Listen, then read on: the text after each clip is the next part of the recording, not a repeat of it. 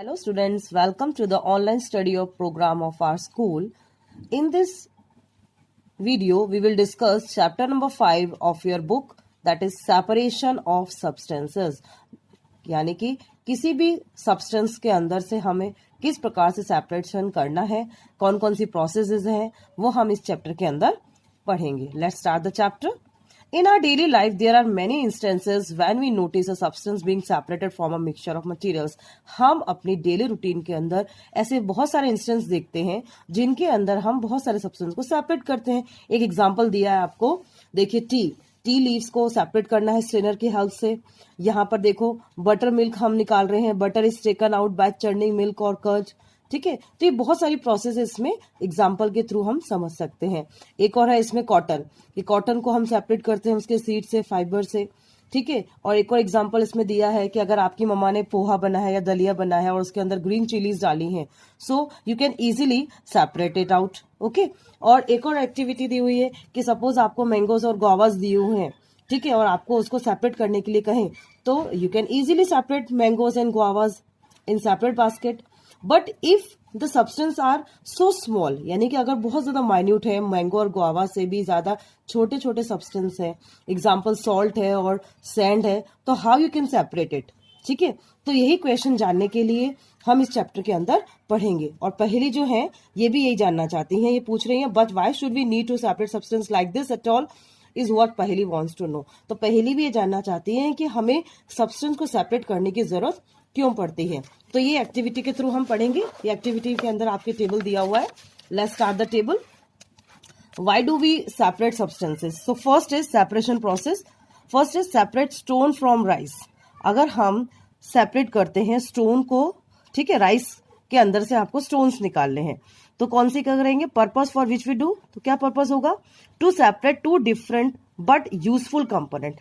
To different components आपको निकालने हैं जो कि यूजफुल है. थर्ड कॉलम में दिया है we throw away the solid component. तो जो सॉलिड कंपोनेंट्स होते हैं जैसे कि स्टोन्स है तो उनको हम फेंक देते हैं. सेकंड है churning milk to obtain butter. तो to remove non useful component. ठीक है, तो क्या करना है? We throw away the impurities. हमें गंदगी उसमें से बाहर निकालनी है. थर्ड है सेपरेट टी लीव्स. ओके, तो टू रिमूव इम्प्योरिटीज और harmful components and we use both the components. तो दोनों कंपोनेंट्स हम इसका इस्तेमाल कर सकते हैं. So, we see that before we use a substance, we need to separate harmful or non-useful substances that may be mixed with it. तो किसी भी सब्सटेंस को यूज करने से पहले आपको उसके हार्मफुल और नॉन यूजफुल सब्सटेंस को निकाल देना है. Sometimes we separate even useful component if we need to use them separately. और कभी कभी हम सेपरेट करते हैं उसके यूजफुल कंपोनेंट्स को जैसा हमें जरूरत होता है उसके according. So the substance to be separated may be particles of different sizes और मटेरियल. जो सब्सटेंस आपको सेपरेट करने हैं वो अलग अलग पार्टिकल्स हो सकते हैं. These may be in 3 states of matter. वो 3 स्टेट्स ऑफ मैटर के फॉर्म में हो सकते हैं. सॉलिड है, लिक्विड है और गैसेस हैं. So how do we separate substance mix together if they have so many different properties? अगर बहुत सारे जो सब्सटेंसेस हैं उनके अंदर अगर डिफरेंट प्रॉपर्टीज है तो कैसे हम उसको सेपरेट करेंगे? So let's start first methods of separation. तो इसमें हम लेंगे first hand picking. Hand picking का मतलब होता है हाथ से किसी भी इम्प्योरिटीज को निकालना. Basically this method of hand picking can be used for separating slightly sized impurities like the piece of dirt, stone and husk of wheat, rice and pulses. तो जो हैंड पिकिंग है ये हम किस किस लिए यूज कर सकते हैं? व्हीट के लिए, राइस के लिए, पल्सेस के लिए यूज कर सकते हैं. So the quantity of such impurities is usefully not very large. क्योंकि जो क्वांटिटीज आपने देखा होगा ये ज्यादा लार्ज यानी कि ज्यादा बड़ी नहीं होती है. तो in such situation we find that hand picking is a convenient method to separating the substance. ये पिक्चर भी आप देख रहे हैं कि किस प्रकार से हैंड पिकिंग करके गेहूं में से या अनाज में से, जिसको हम ग्रेन्स कहते हैं, उसमें से हम स्टोन्स निकाल सकते हैं. ठीक है, नेक्स्ट है हमारी प्रोसेस थ्रेशिंग. ठीक है, तो थ्रेशिंग कौन सी प्रोसेस है? देखिए नेक्स्ट पिक्चर में दी हुई है. थ्रेशिंग क्या है? The process that is used to separate grain from stalk, that is threshing. Okay, in this process the stalks are beaten to free the grain seeds. इस process के अंदर हम stalk को बीट करके, देखिए कैसे ये बीट कर रहे हैं, ठीक है, और हम ग्रेन्स को निकालते हैं, सीड्स में से सीड निकालते हैं. And sometime threshing is done with the help of bullock. और बुलक की हेल्प से भी हम इसको करते हैं. Machines are also use to thresh large quantities of grain, और आजकल मशीन का इस्तेमाल ज्यादा किया जाता है। थर्ड प्रोसेस है विनोइंग। ठीक है, विनोइंग में देखिए आप सामने पिक्चर में आपको दिख रहा है कि विनोइंग प्रोसेस कैसे किया जा रहा है। तो this method of separating components of a mixture is called winnowing. So winnowing is used to separate heavier and lighter components of a mixture by wind or by blowing air.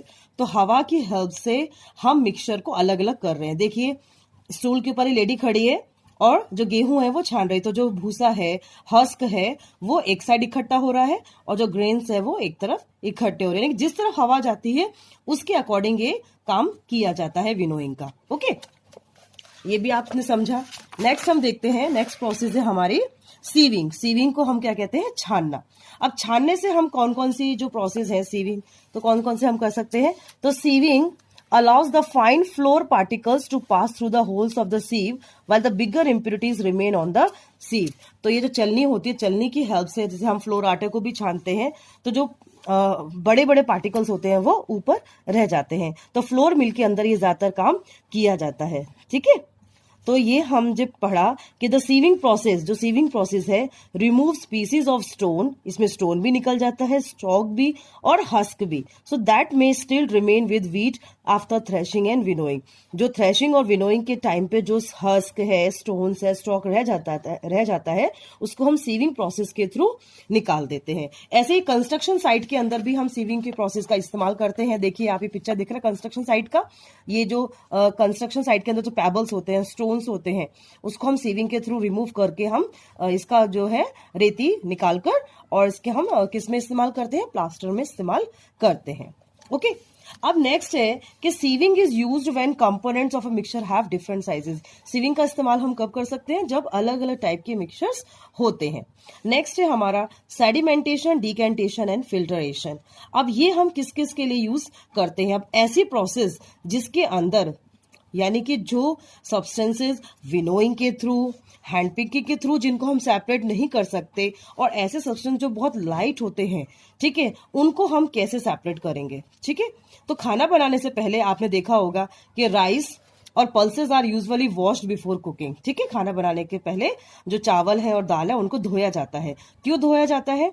क्योंकि जो impurities या dust particles है वो पानी के through निकल जाए, ठीक है, वेसल से निकल जाते हैं और नीचे सेटल हो जाते हैं। आपने देखा होगा आपकी मदर को ये काम करते हुए।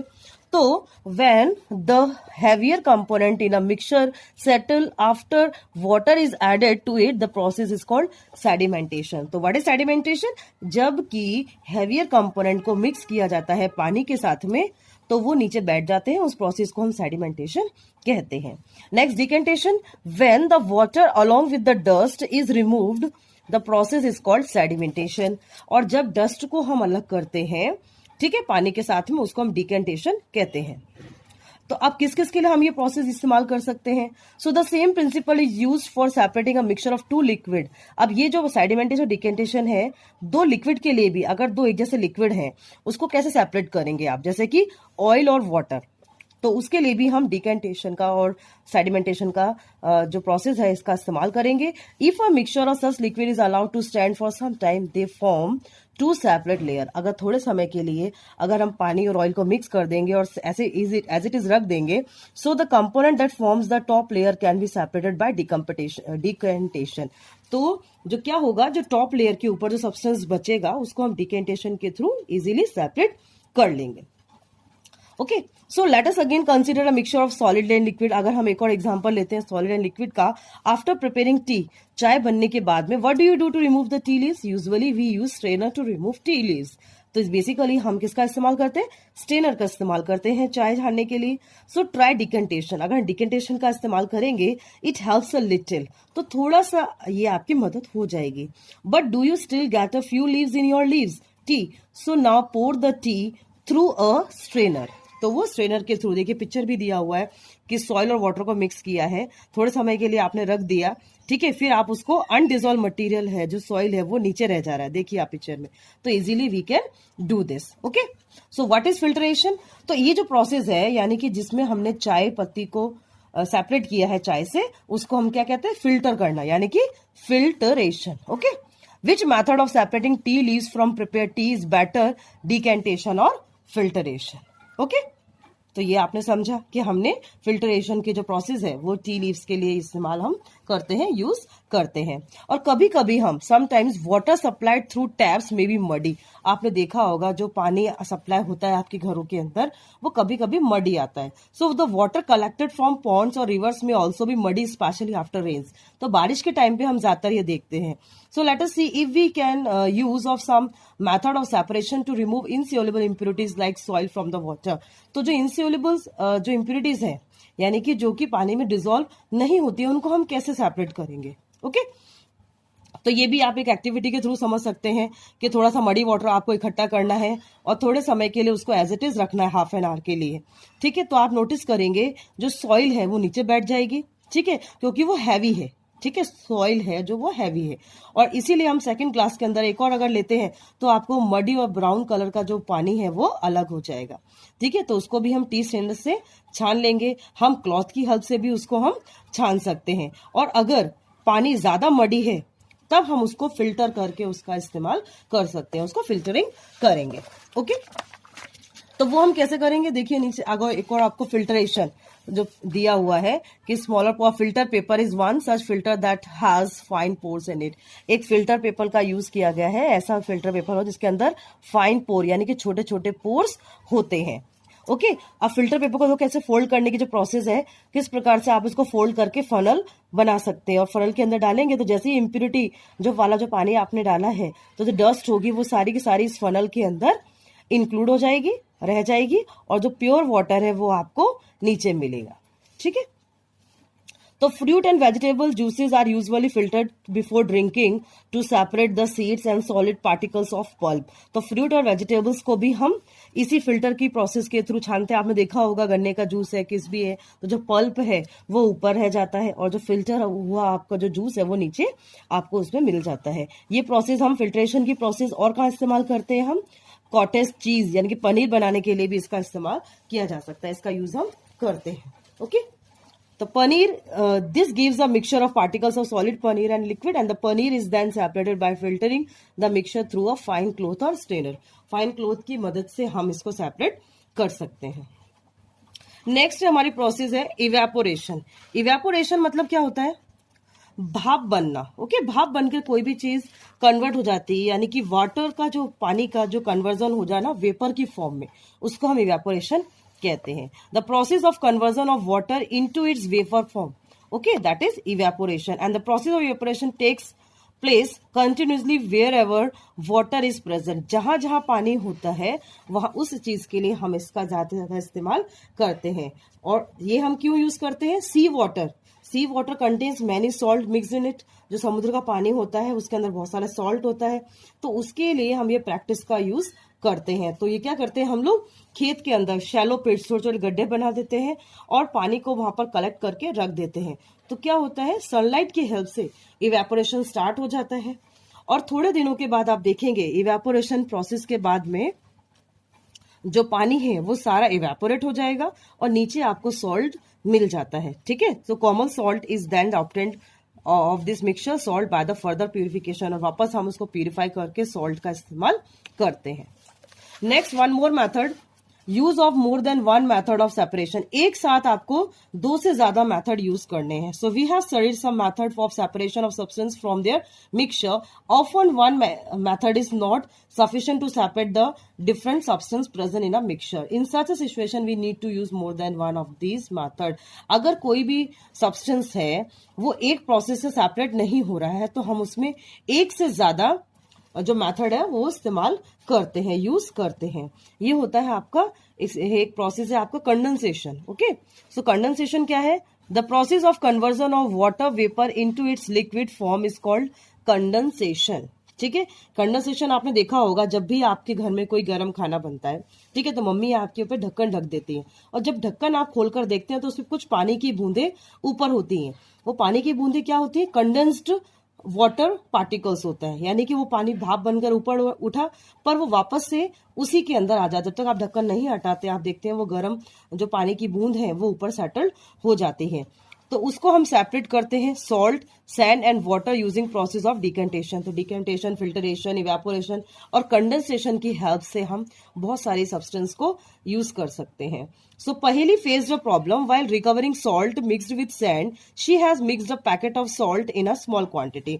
जो पहेली है उनको एक प्रॉब्लम होती है, तो वो क्या करती हैं, जो सॉल्ट है उसको मिक्स कर देती हैं रेत के साथ में। So remove amount of sand. She then tried the method of suggested in activity 7 and to recover the salt. वापस salt को recover करने के लिए she found however that she could recover only a small part of the salt that she had taken. What could have gone wrong? तो क्या उन्होंने गलत किया? So can water dissolve any amount of substance? क्या पानी किसी भी substance को dissolve कर देता है? So we say that these substances are soluble in water. यानी कि जो substance पानी के अंदर घुल जाते हैं, पानी किसी भी substance को dissolve कर सकता है। ठीक है, ऐसे सब्सटेंस जो पानी के अंदर डिसॉल्व हो जाते हैं उनको हम सॉल्युबल सब्सटेंस कहते हैं, और जो पानी के अंदर डिसॉल्व नहीं होते उनको हम इनसॉल्युबल सब्सटेंस कहते हैं। Okay, you will need a beaker और a small pan, a spoon, salt and water. एक एक्टिविटी दी हुई है, pour half a cup of water in the beaker and 1 teaspoon of salt and stir it well until the salt dissolve completely. आपको तब तक पानी में वो हिलाते रहना है चम्मच जब तक कि वो सॉल्ट डिसॉल्व ना हो जाए। Again add a teaspoon of salt and stir well. वापस उसमें 1 टीस्पून सॉल्ट डालो, वापस को आपको स्टायर करना है। गो ऑन एडिंग सॉल्ट, और सॉल्ट आपको डालते रहना है। After adding a few spoon of salt, do you find that some salt remains undissolved and settle at the bottom of the beaker. अगर ये एक्टिविटी आप बार बार करेंगे तो आप देखेंगे जो सॉल्ट है वो थोड़ा सा नीचे बीकर के अंदर बैठ जाएगा। If yes, this mean that no more salt can be dissolved in the amount of water we have taken and the solution is now set to be saturated. तो सैचुरेटेड प्रोसेस, जो saturation process है वो उसको हम क्या कहेंगे, no more solid can dissolve. अब उसके अंदर और सॉल्ट डिसॉल्व नहीं हो सकता, उसको हम सैचुरेटेड सब्सटेंस कहते हैं। ओके, यानी कि अब उसकी जो क्षमता है मिक्स होने की वो खत्म हो जाती है, उसको हम सैचुरेटेड सब्सटेंस कहते हैं। नेक्स्ट एक और एक्टिविटी है, take some water in a beaker. एक बीकर में आपको पानी लेना है and mix salt in it, और उसमें सॉल्ट मिक्स करना है until it can not dissolve any more salt, जब तक कि उसमें सॉल्ट डिसॉल्व ना हो जाए। And this will give you a saturated solution of salt in water. Now add a small quantity of salt to this saturated solution and heat it. अब उसको आपको गर्म करना है। What do you find, what happens to the undissolve salt in the bottom of the beaker? Does it dissolve? Now, if yes, can some more salt be dissolved in this solution by heating? तो heating करने पर क्या वापस से हम उस चीज को और डिसॉल्व कर सकते हैं और ज्यादा? So let this hot solution cool. अब उसको ठंडा करने के लिए आपको छोड़ देना है। Does the salt appear to settle at the bottom of the beaker again? क्या वापस से वो सेटल डाउन हो जाएगा? This activity suggest that the larger quantity of salt can be dissolve in water on heating. ये activity हमें ये बताती है कि ज्यादा क्वांटिटी में हीट करने पर हम सब्सटेंस को मिक्स कर सकते हैं, यानी कि हीटिंग प्रोसेस के थ्रू हम बहुत सारे सब्सटेंस को मिक्स कर सकते हैं। One more activity, take 2 glasses and pour half a cup of water in each of them. Add a teaspoon of salt to 1 glass and stir till the salt dissolve. आपको क्या करना है, 2 glasses लेने हैं, दोनों को हाफ पानी से भरना है, ठीक है, और add teaspoon of salt and to 1 glass and stir till the salt dissolve and go on adding salt 1 teaspoon at a time. एक बार में आपको 8 टीस्पून डालना है। till the solution saturated, क्या solution saturate होगा? record the observation of spoons of salt and dissolve in water in table 5.2. आपको लिखना है फिर। now repeat the same activity with sugar. sugar से भी आपको ये activity repeat करनी है। repeat the same activity, okay, and with some other substance that are soluble in water. so what do you notice from table 5.2? Do you find the water dissolve in different substance in different amount? आप क्या पाएंगे कि अलग अलग substance dissolve होने को उसको different time लगता है। And we have discuss a few method of separating substance. Some of the method of separation presented in this chapter are also use in a science laboratory के अंदर भी हम ये यूज कर सकते हैं. तो we also learn that a solution is prepared by dissolving a substance in a liquid and a solution is said to be saturated if it can not dissolve more of the substance in it. तो अब solution के बारे में भी हमने पढ़ा कि अगर उसके अंदर no more solute can be dissolve तो उसको हम सैचुरेटेड सब्सटेंस कहते हैं. इस एक्टिविटी के अंदर आपको लिखना है कि कितनी टाइम लगता है किसी भी सॉल्ट को और शुगर को डिसॉल्व होने में, कितनी चम्मच आपको चाहिए. ओके स्टूडेंट्स, ये आपको चैप्टर समझ में आ गया हो. Thank you for listening me.